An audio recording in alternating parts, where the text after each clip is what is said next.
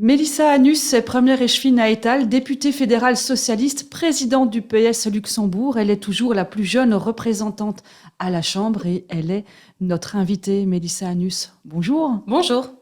Vous et Arlon, on vous sent de plus en plus présente sur le chef-lieu de la province de Luxembourg. C'est une commune qui vous inspire, Mélissa?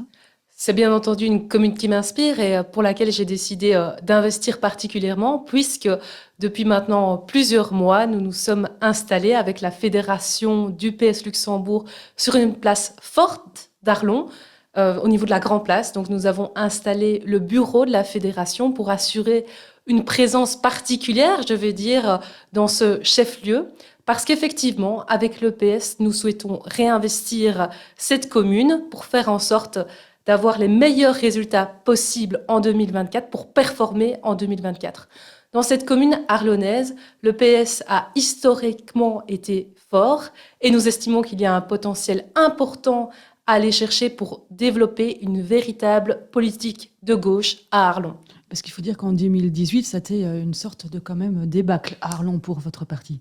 Et là, ça a été un résultat historique négatif, je vais dire, en tout cas assez faible pour le PS qui, pourtant par le passé, avait marqué des résultats importants. Mais c'est un véritable potentiel, un challenge à relever à Arlon, challenge que je compte en tout cas relever personnellement en investissant la campagne, en essayant de soutenir les candidats qui se présenteront sur la liste. Je dois dire que depuis que nous sommes arrivés à Arlon, donc depuis que nous avons installé ce bureau sur la Grand Place, nous avons rencontré nombre de personnes, qu'elles soient investies dans les associations ou que nous avons rencontrées via les réseaux sociaux notamment. Et il y a une vraie dynamique positive qui s'y a installée, notamment avec le concours de notre secrétaire fédéral, Charles Coibion, qui est arlonnais. Alors, vous mentionnez les candidats tout à l'heure. On parle beaucoup, alors info ou intox, de vous, avec peut-être en tandem Charles Coibion pour mener cette liste aux prochaines élections communales. Alors, je comprends peut-être que la rumeur se propage à ce sujet. Elle me fait d'ailleurs quelque part plaisir. Je veux dire, si on peut m'entrevoir comme une personnalité forte qui pourrait relever ce challenge arlonnais. Maintenant, je dois dire que Étal demeure ma commune de cœur, où je suis première échevine depuis 2018, où les Stabulois m'ont fait confiance lors des élections communales et également lors des élections nationales, donc 6 mois plus tard, après les élections de la commune. Et depuis lors, j'ai construit des projets importants, que ce soit en matière environnementale ou pour la jeunesse. Et donc, j'y construis une relation de confiance particulière également. Alors, vous ne répondez pas à la question. Info ou intox, votre possible venue à Arlon? Je n'ai pas de décision ferme à ce sujet. Maintenant, mon objectif personnel, c'est avant tout de faire en sorte que le PS à Arlon, mais pas seulement, puisse performer de façon maximale lors des prochaines élections. Alors, vous avez fait vos études à Arlon, donc c'est une commune que vous connaissez bien. Quels sont ses points forts ou ses points faibles ou les points à travailler? Pour moi, il y a un véritable défi, en tout cas une véritable thématique à défendre à Arlon, c'est Arlon en tant que ville étudiante. Vous l'avez mentionné il y a un instant, j'ai moi-même étudié mon bachelier à Arlon, à la Unalux plus particulièrement, il y a de cela quelques années. Et c'est vrai que lorsque j'étais moi-même étudiante dans cette ville, je n'avais pas ressenti, je n'avais pas pu constater une véritable dynamique étudiante poussée par le pouvoir communal, alors qu'il y a nombre d'établissements d'enseignement supérieur qui sont situés à Arlon et qui pourraient faire l'objet d'une politique communale particulière pour justement faire en sorte de reconnaître Arlon comme ville étudiante. Mélissa Hanus, vous pensez qu'il faut faire comme d'autres partis, c'est-à-dire changer de nom ou assumer le côté PS? Je dirais que c'est difficile à dire pour le moment. Parce que d'un côté, on voit l'exemple de Voreuil, donc le Parti socialiste flamand qui a récemment changé de nom sous l'initiative de leur nouveau président Conor Rousseau, nouveau jeune président, puisqu'on a le même âge. Et semble-t-il, au vu des sondages, en tout cas au nord du pays, c'est une recette qui semble porter ses fruits. On voit Voreuil qui performe absolument au nord du pays, il se positionne vraisemblablement troisième parti dans les sondages, après la NVL Vlaams Belang. Donc, ça pourrait marcher. En tout cas, c'est ce que Voreut semble nous démontrer. Par ailleurs, on a d'autres exemples de partis, comme par exemple le CDH qui a changé plusieurs fois de nom et qui, hélas, en tout cas au regard des dernières années, ce n'est pas une pratique qui a apporté ses fruits pour eux. Donc, je dirais que c'est difficile de se positionner pour le moment. Je suis personnellement pas fermée à un changement de nom, mais de dire actuellement, est-ce que c'est une recette qui marche? Nous verrons en 2024. Quels sont les combats personnels que vous voudriez mener, Mélissa? Alors, il y a plusieurs combats personnels que je suis d'ailleurs en train de mener actuellement en province de Luxembourg pour ma circonscription. Il y a récemment eu le lancement d'un projet important que j'avais poussé, je vais dire personnellement, en province de Luxembourg. C'est la création d'un centre de prise en charge de violences conjugales pour l'ensemble du territoire luxembourgeois. C'était une revendication forte du terrain relayée par le tissu associatif local. Donc ça signifie que depuis ce lancement de ce projet dont le nom est Olympe, c'est la première fois qu'un tel centre de prise en charge et d'accompagnement des violences conjugales est mis en place en province de Luxembourg. Donc on peut dire qu'on a agi de manière concrète pour répondre à un besoin des citoyens de notre circonscription. Un autre combat qui vous intéresse, c'est de pouvoir aussi aller se faire soigner librement au Grand-Duché de Luxembourg. Oui, et inversement. C'est-à-dire qu'avec la mutualité socialiste du Luxembourg et également le projet CAUSAN, qui est cette initiative européenne qui vise à développer les soins de santé transfrontaliers, nous nous battons pour qu'un accord cadre entre la Belgique et le Grand-Duché puisse naître, et on espère y aboutir. En tout cas, on y travaille avec vivacité, avec beaucoup de vigueur en tout cas, pour faire en sorte que cet accord cadre puisse être mis en place de telle sorte que l'offre de soins de santé soit réfléchie en matière de territoire et non plus en termes de frontières d'État. Mélissa Annus, élection communale en 2024, comme présidente du PS Luxembourg, est-ce que vous avez des enjeux que vous voudriez remporter? Alors au niveau électoral, pour moi, il y a deux priorités pour lesquelles je me bats déjà actuellement. Ce sont deux villes particulières, à savoir Arlon et Virton. Je veux dire, en tant qu'habitante d'Étal, j'ai été témoin des résultats électoraux que nous avons faits à Virton et à Arlon, à la fois en 2018, mais également en 2019. Je prends l'exemple particulier de Virton. On sait tous que le PS a régressé de façon assez importante lors des élections communales virtonaises.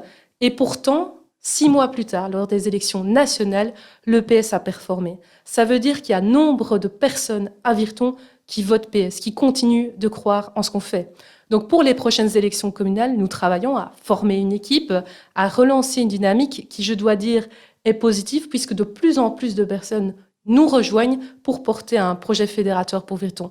Et il en est de même également pour Arlon, où je pense foncièrement que nous avons une marge de progression monumentale et un vrai défi électoral à relever dans chacune de ces communes. Et donc, je veillerai personnellement à ce qu'on fasse le meilleur résultat possible.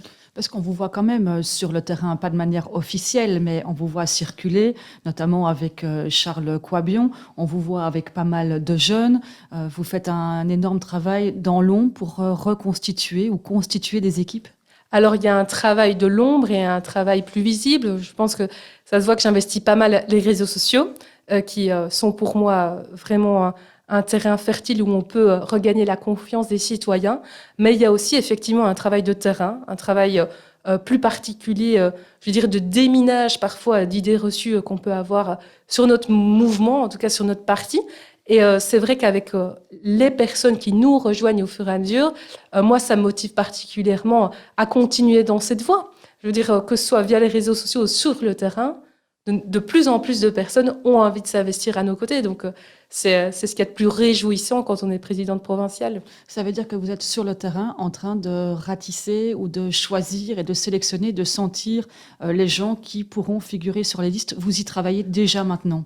On est avant tout dans une logique de projet, donc de recréer des équipes qui ont envie de projeter un projet positif pour la commune, qu'il s'agisse de Virton, Arlon ou même ailleurs. Et donc ici, on est vraiment dans une dynamique de mener des actions concrètes de terrain.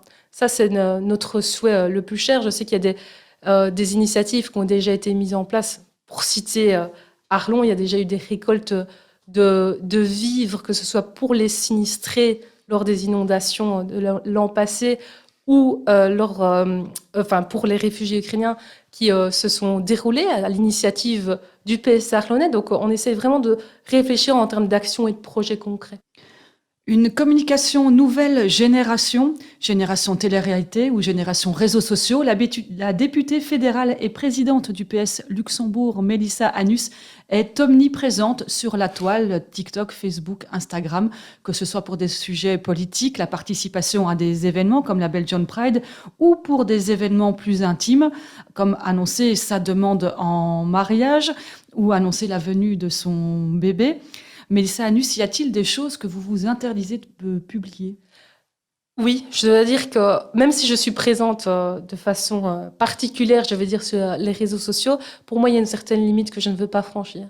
Un exemple précis, par exemple, que je ne souhaite pas faire, c'est mettre les enfants et du coup mon futur bébé sur les réseaux sociaux. On m'a proposé, à un moment donné, on m'a demandé de mettre la photo de l'échographie. C'est pas quelque chose que je veux faire.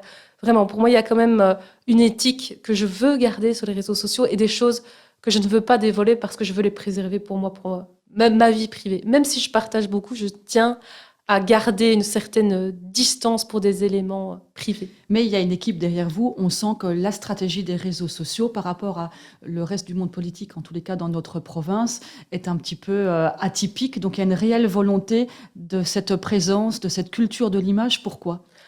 Alors, je dirais qu'il n'y a pas de stratégie hyper dessinée au départ, cette façon tout à fait naturelle que j'ai voulu m'investir des réseaux sociaux, parce que je pense sincèrement qu'il y a une possibilité d'aller toucher des personnes qui peut-être ne croyaient plus en la politique ou se sont distancées des partis politiques et de la chose publique. Et il y a une opportunité de les sensibiliser sur vraiment ce que je fais, sur les valeurs que je souhaite porter, sur les projets que je développe. Et je dois dire que c'est une action qui marche quand je vois toutes les personnes qui s'abonnent, qui prennent contact, qui font la démarche de s'inscrire sur le site pour me rencontrer. C'est tout à fait constructif, positif et ça nous remplit d'enthousiasme. Donc Facebook, Instagram, TikTok, on a l'impression quand même d'être dans une sorte de guerre de l'image hyper soignée. Donc le but, c'est d'aller rechercher peut-être dans les plus jeunes générations des gens qui auraient voté blanc ou qui se désintéressent de la politique, c'est ça? C'est un des objectifs, mais comme je le disais à l'instant, ça se fait de manière naturelle. Je veux dire, même si d'après votre expression, il est possible que soit reflétée une forme de culture de l'image, mais c'est pas quelque chose qui est véritablement souhaité. C'est-à-dire qu'avec mon équipe elles me suivent partout, tout le temps. J'essaie de les impliquer dans les événements auxquels je participe. Et finalement, je leur donne pour simple consigne de capter un maximum de moments, de saisir l'instant pour pouvoir partager à la communauté, des gens qui nous suivent donc, presque comme s'ils assistaient avec nous dans cette aventure particulière qu'est le milieu politique, de manière à transmettre un maximum d'éléments et pour les rendre les plus proches de nous possible. C'est montrer aussi que vous êtes accessible et que si vous avez ce parcours-là, c'est que les autres peuvent l'avoir. C'est aussi un peu ça que vous recherchez, que c'est accessible à tout le monde, ce que vous faites? Je veux dire presque de façon un petit peu émue, ce serait l'objectif final, évidemment, parce que en tant que huitième d'une famille de 9 enfants, je n'aurais jamais imaginé pouvoir avoir une place dans la politique de manière générale et encore moins dans la politique nationale. Et si on peut démontrer aux personnes qu'on arrive à toucher via les réseaux sociaux que oui, c'est possible, il est possible de s'investir, de véritablement faire changer les choses, de véritablement faire bouger les lignes, pour moi, la mission est accomplie. Merci, Mélissa Annus, d'être venue dans notre studio.